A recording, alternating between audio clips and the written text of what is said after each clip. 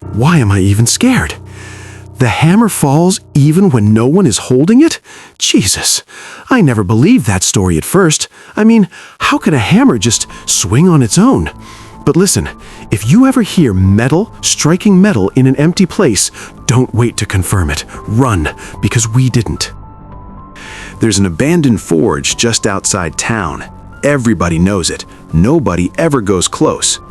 Old people say it belonged to a blacksmith named Obi. Strong man, quiet type. The kind of man that didn't laugh much, but his works, sparks, flew like fireworks. They said he made tools so sharp they cut through bone like soft bread. But something happened. Nobody agrees on what exactly happened, but all versions ends the same way. Obi died inside that forge, but he never leaves the forge. It started as a joke between me and my friends. Me, Tunde, and Kelechi, we were just hanging out one evening when the argument started about who had the guts to go into the forge at night. Tunde laughed first. "Na only story. Ghost no dey o." Kelechi nodded. "Exactly. Now people they use fear control people." Then they both looked at me. "Maxi, you go enter?" I don't even know why I said yes. Maybe pride, maybe stupidity, maybe curiosity. But that one word, yes, changed everything. We got there just before midnight. The place looked dead. Not quiet, dead.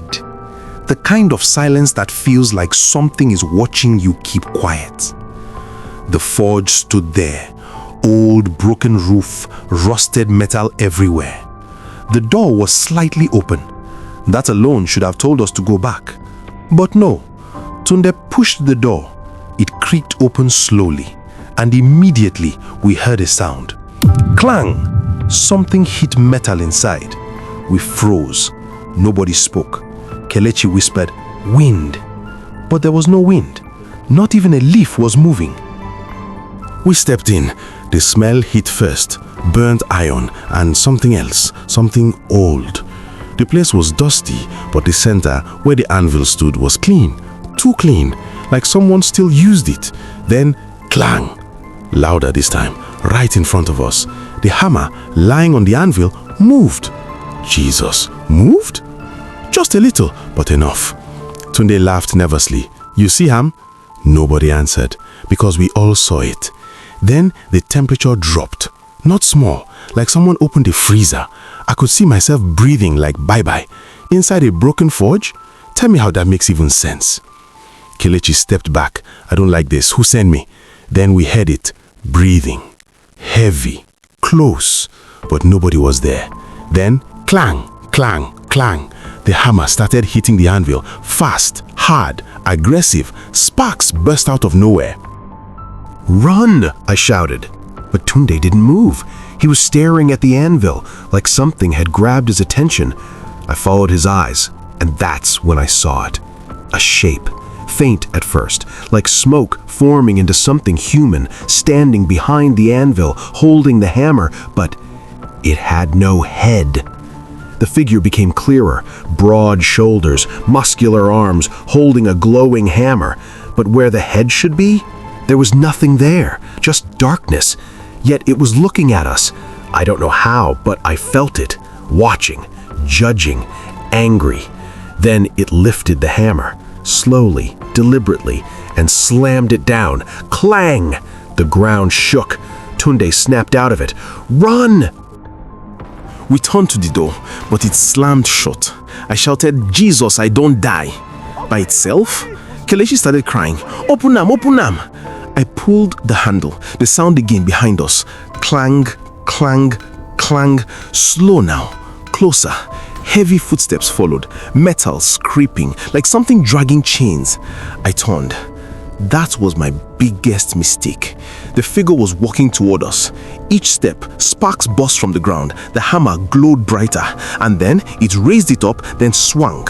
The hammer hit the wall beside me. The wall cracked instantly. Dust exploded everywhere. If that thing touched me, I knew I was gone. No hospital, no second chance. Gone. Tunde found a broken window. Here! We rushed it. Glass everywhere, but we didn't care. We jumped. We landed outside hard, but no one cares. Life first. I twisted my ankle, that one nah less. Kelechi didn't even stop running. Tunde pulled me up. See this weary. Move, he shouted. Behind us, the door burst open. Not slowly, not gently. It exploded outward, and the figure stepped out, still holding the hammer, still coming. We ran into the bush, branches cutting our skin, thorns everywhere, but the sound followed us. Clang, clang, clang. Even though we were far from the forge, it didn't matter. The sound was right behind us. Then suddenly, there was silence. We stopped, breathing hard, listening. Nothing. We didn't speak. We just walked home. No jokes, no arguments, nothing. The next morning, we went back, in daylight, with other people. The forge looked normal. Broken, empty, no footprints, no damage, nothing. It now looked as if we were lying. But one thing we saw, the anvil itself was still clean, and on it was fresh marks, like something had been hammered into it recently. And beside it, 3 dents, same size, same shape, like the hammer had struck right where we were standing. People still pass that road, but nobody enters the forge anymore. Because sometimes, late at night, when everywhere is quiet, you'll hear it. Clang, clang, clang.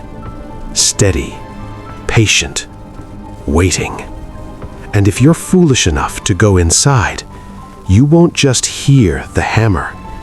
You'll see who is holding it, even if he has no head.